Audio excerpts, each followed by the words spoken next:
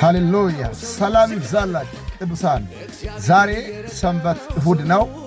በዚህ ማለዳ አንድ ቃል ወደ እናንተ ይዤ መጥቻለሁ። ፈጠን ብላችሁ ሼር በማድረግ ላይክ በማድረግ አሜን በማለት እንድትባረኩ ይሁን።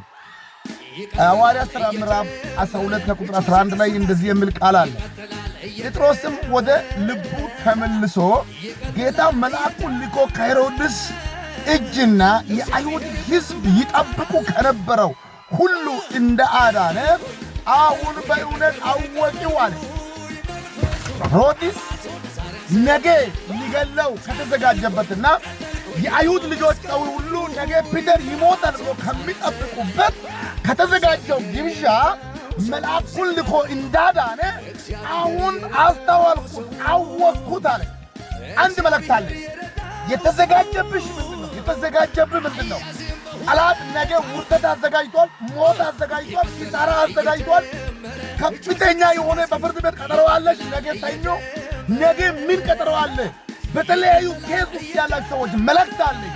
እግዚአብሔር መልአኩን ዛሬ ልኮ ነገ ከሚጠብቀው ውርደት ያስመልጥሻል፣ ያስመልጥሃል። አመልጣለሁ የሚል ሰው አሜን ብሎ ይቀበል። እግዚአብሔር አስመልጥሻለሁ። እኔ እግዚአብሔር ካንቺ ጋር ነኝ። እኔ እግዚአብሔር ካንተ ጋር ነኝ። ነገ ከተዘጋጀው ሞት የሚያመልጥ ሰው አለ። ነገ ከታቀደው ዛሬ አውጃለሁ። ነገ ከተዘጋጀው ታመልጣለህ። እግዚአብሔር መልአክን ልኮ ፒተርን ካስመለጠ አንቺንም አንተንም ያስመልጣል። ጠላት ያዘጋጀው አያገኝም። አትፍራ። መልእክት አለኝ። ነገ መልካም ይሆናል። ነገ ትፈታለህ። ነገ ሩቅ መንገድ ትሄዳለህ። ነገ ከፍታ ይጠብቃል። የኔ ነው መልእክቱ የሚል ሰው አሜን ይበልልኝ። በኢየሱስ ስም ይሁንልሽ። ሻሎም